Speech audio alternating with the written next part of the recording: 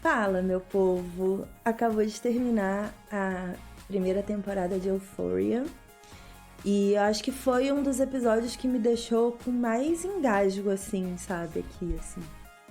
Eu chorei por vários motivos diferentes nesse episódio. Queria saber o que abalou mais vocês nesse final da história. Conta aqui pra mim. Eu até perguntei lá no Instagram, nos stories, se você estiver vendo na primeira 24 horas aqui, depois de domingo, à noite, vai lá que ainda tá lá. Perguntando o que mais te impactou na primeira temporada de Euphoria. Eu quero dar uma pensada com calma essa semana, em todos os tópicos que a gente passou, em todos esses vídeos, e trazer mais ou menos um overview, assim, do que eu achei da temporada e dessa transformação que o entretenimento tá sofrendo, de trazer cada vez mais séries que fazem a gente colocar a mão na consciência, pensar na nossa própria vida, nas nossas atitudes. Aquela parada, né? Não é porque você tá vendo uma série que a protagonista é viciada em drogas que você precisa ser viciada em drogas para ter empatia com aquela história de alguma forma. Teve uma vez, na época de 13 Reasons Why, que eu queria falar com consciência sobre essa série que é tão pesada e difícil, né? E eu fui numa palestra de um psiquiatra. Ele é o presidente da Associação Brasileira de Psiquiatria da Criança e do Adolescente. E ele falou uma parada que eu nunca vou esquecer, assim. Ele disse que a dor é uma coisa muito pessoal.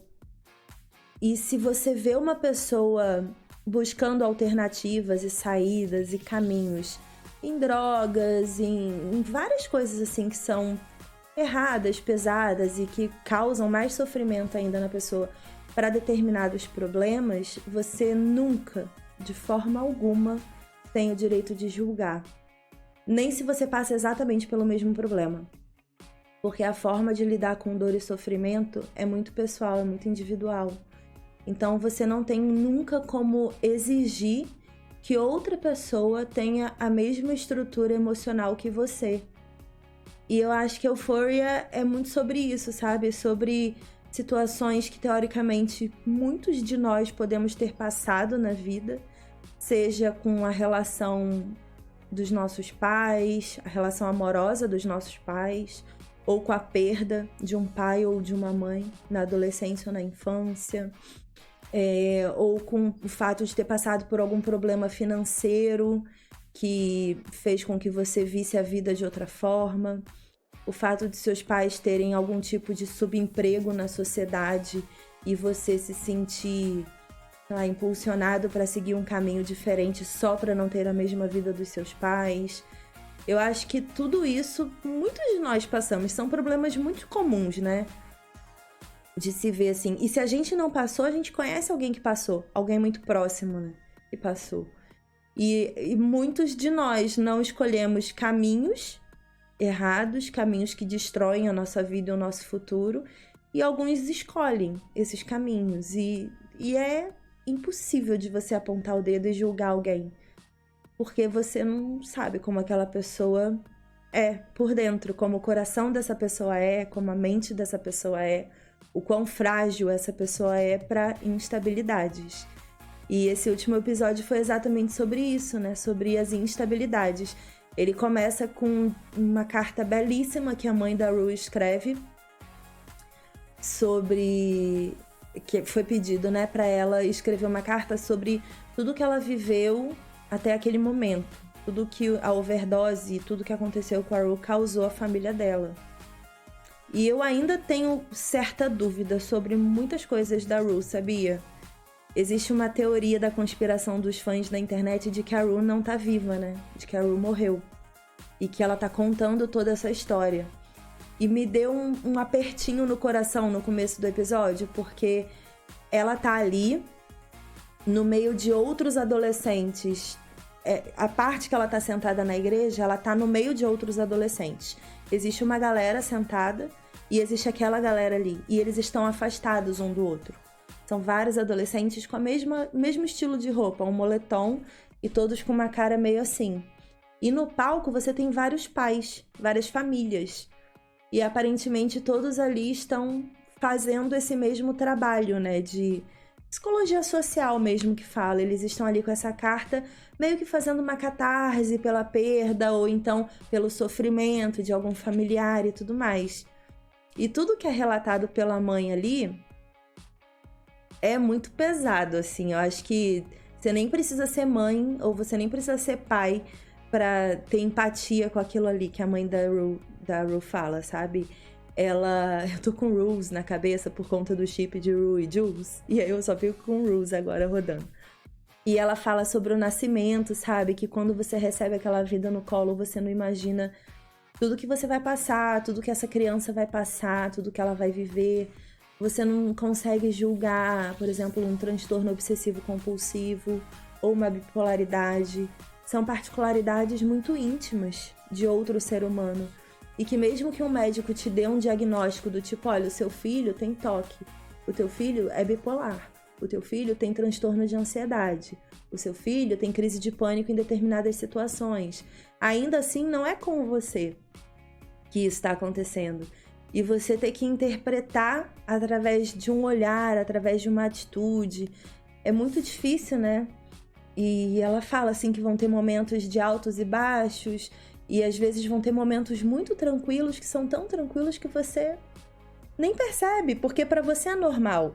Quando você tem alguém em casa que tem uma condição diferenciada, os momentos tranquilos são normais, assim, é vida normal, né? Então é muito complicado, assim, você ver esse relato de uma mãe que é muito sincero, muito dolorido, mas também carregado de falta de percepção de muita coisa. Que ela fala no final da carta. E é isso que me chamou muita atenção sobre essa teoria da conspiração da Rue tá viva ou não. Ela fala na carta que são erros que você comete de julgamento e que tem hora que você não percebe e você chega à conclusão tempos depois que o seu filho busca estabilidade. E às vezes ele não tem essa estabilidade. Às vezes você tem um problema no trabalho e aí você chega mais estressado em casa e o seu filho é sensível e você age com ele de uma forma que você não sabe que tá sendo demais pra ele, porque ele é outra pessoa, ele não é você. Então você age de uma forma que teoricamente pra você é comum, mas que pra aquele outro ser é muito forte, é muito impactante, é muito difícil de lidar. E aí ela diz isso, né, que você percebe em um determinado momento que o seu filho só quer equilíbrio na vida dele, só quer estabilidade. Ele precisa de estabilidade e equilíbrio. E aí, tirando tudo que acontece em termos de história mesmo, como o baile, a despedida e tudo mais, só seguindo na linha de raciocínio da Rue e da família dela, a gente é levado pro pai dela doente em casa, sempre deitado na cama na maca que tem na cama lá com um moletom. E aí ele morre, ele sai de casa morto. A mãe tá completamente instável e desestruturada com a perda do homem que ela ama. Só que ela tem filhas. E ela tá ali no momento dela de sofrimento e desequilíbrio. E naquele momento, a Rue pega aquele moletom e se apega. E aí isso vincula diretamente com a história dela com a Jules, né? Que a Jules fala pra ela que tá muito feliz de ter vestido ela diferente. E perguntou, tipo, qual foi a última vez que você não se vestiu com um moletom? E ela fala que é naquele momento ali. E eu até vi algumas pessoas comentando que a Jules é uma personagem muito egoísta. A gente se apegou a Jules pelo fato dela ser uma pessoa em transição, ela sofre muito preconceito. Em diversos momentos ela é colocada à margem da sociedade, a gente acaba se apegando à personagem. Só que na relação dela com a Rue, ela tem outra pessoa, ela nunca se vinculou àquela relação de uma forma muito intensa como a Rue se vinculou. E ela transforma a Rue, ela não entende a Rue. Aquela caminhada do baile até o trem é uma caminhada muito verdadeira, muito honesta sobre relacionamento.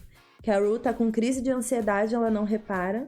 Ela tá ofegante, ela não repara. Ela tá chorando e com medo, ela não repara. Ela fala sobre o remédio e ela diz a gente dá um jeito. É um ambiente muito instável para a Rue. É um desequilíbrio que tá acontecendo ali agora. Ela está caminhando para uma vida cheia de instabilidade, então ela não consegue, porque ela precisa de equilíbrio, ela precisa de estabilidade na vida dela. E aí ela volta. Então eu acho revelador, às vezes, assim, como a gente mesmo cria ilusões sobre determinados estereótipos de pessoa, sabe? A Jules é um amor de pessoa, é uma personagem que todo mundo se apegou muito, mas nesse último episódio eu me senti caindo na real com o relacionamento, assim, junto com a Rue, sabe? De não dá pra ter um relacionamento com uma pessoa como essa, que é extremamente egoísta e só pensa nela mesma, não precisando de estabilidade e equilíbrio na vida. E aí, no final, tem aquela cena extremamente impactante, que é uma sequência, inclusive, muito legal, que quando ela coloca... Muito legal, assim, artisticamente falando, né? Porque foi as cenas que eu mais chorei nesse episódio. Que ela caminha com a roupa do moletom, né? Como se tivesse sido logo após a morte do pai. Caminha pela casa e ela passa pela cena do primeiro episódio, que a mãe tá na cozinha falando no telefone e ela tá falando com o seguro. Que o seguro não cobre mais e tudo. E a irmã dela tá vendo um vídeo na mesa da cozinha. Volta no primeiro episódio de Euphoria, é exatamente a mesma cena. E ela chega ali, no primeiro episódio, ela chega ali e pergunta se ela tem absorvente. Ela fala, mãe, você tem absorvente? E a mãe dela fala, tem no banheiro, no armário. Aí ela vai no banheiro, pega o remédio, que são os remédios que ela é viciada, que começou por conta da doença do pai e tudo. E ela dá a descarga e fecha a porta, pra não ouvirem que ela tava mexendo no armário. E aí, nesse episódio final, mostra isso como uma referência de que ela não era vista, sabe? Existia tanto problema naquela casa por conta da doença do pai, que ela não era observada. Era uma casa que estava em desequilíbrio e aquilo não era observado. A condição dela não era observada.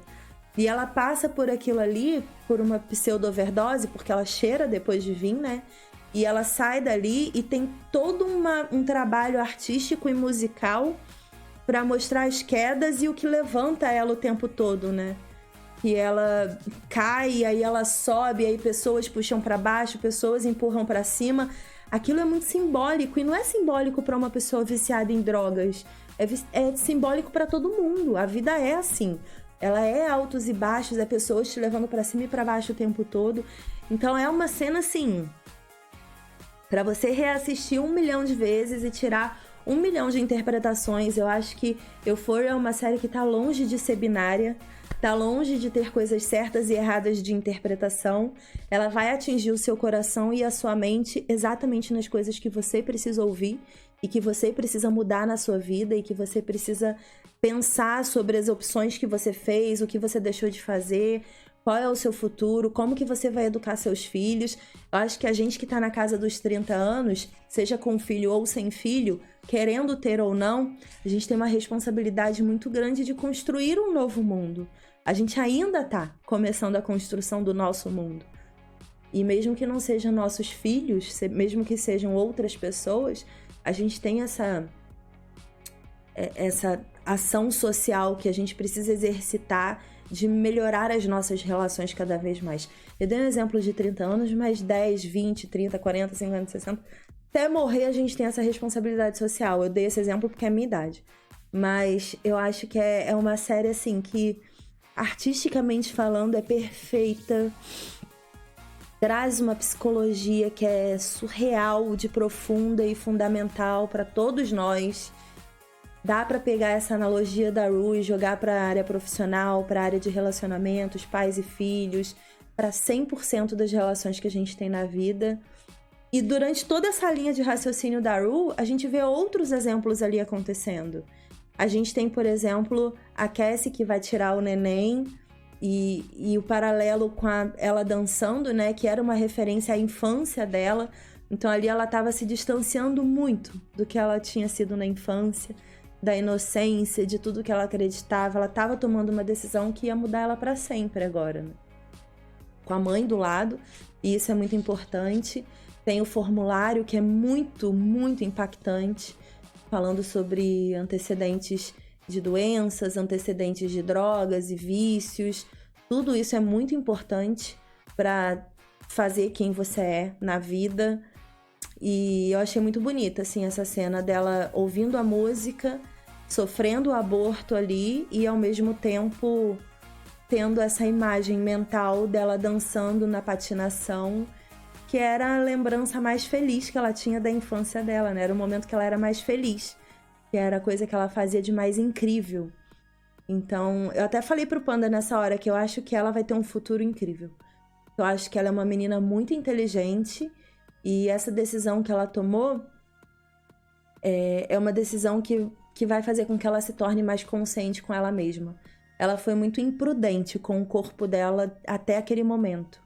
Ela se utilizou muito dessa situação e se permitiu ser utilizada por pessoas que já têm por hábito utilizar de todos os corpos de todo mundo. Então ela entrou nessa onda de usar e ser usada o tempo todo, porque ela usou também outras pessoas. E eu acho que talvez isso tenha mudado ela para sempre. E dá para perceber um pouquinho disso nas conversas do baile que ela tem com a irmã, a forma que ela tá se portando ali, dela não se importar de dançar com ninguém. Ela fica sentada do início ao fim, do lado da irmã. Então eu acho que os valores dela se transformaram depois disso que ela passou. E é muito legal, sabe? Você vê, por exemplo, a Cat passando lá pela transformação de confiar no cara e se permitir ter uma relação. Como é que é o nome dela? A do Nate, a namorada do Nate, que eu esqueci o nome dela. Falando o quão é abusivo, a Maddie, falando como é abusivo esse relacionamento e como isso faz mal pra eles dois. E mesmo assim, eles são viciados nisso e ficam ali dançando. Tem o Nate conversando com a Rue e é muito engraçado, assim, porque naquela cena que a Rue e a Jules imaginam o Nate morrendo, queimado, e ela atirando e tudo mais, aquilo é o que passou na mente de todo mundo. Só que logo depois a própria série mostra pra gente a crise do Nate. O pai dele tentando segurar ele e ele se batendo. Ele tendo uma crise que é um pico de, meu Deus do céu, que inferno, sabe? É muito hormônio, é muita mente pesada, é muita coisa ruim. Ele não confia no pai, o pai tem uma vida completamente mentirosa e ele é obrigado a aceitar e saber daquilo e não contar pra ninguém. Pra ele é muito difícil tudo que ele vive.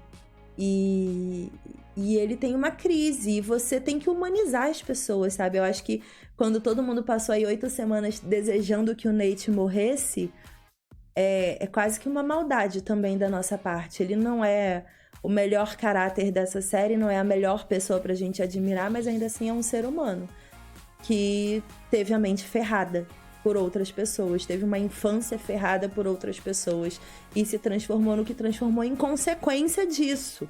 Então ele também merece. Se a Rue merece, se a Jules merece, ele também merece. Eu acho que se ele é um cara doente e faz mal a outras pessoas, ele merece a chance de se transformar numa pessoa melhor. Se isso tiver como acontecer. Eu acho que a gente tem que começar a exercitar esse tipo de julgamento, sabe? A gente decide logo que a pessoa não presta em 3 segundos e é tudo muito binário. A vida não é binária. As pessoas têm o direito de mudar, melhorar e se transformar. E a gente tem que dar esse direito a elas, mesmo que a gente não queira estar perto. É assim, eu não gosto de você, você não presta, você me faz mal, você é doente, você acaba com a minha vida. Vá se transformar, eu não quero mais fazer parte da sua vida. Mas você tem chance de ser uma pessoa melhor ainda.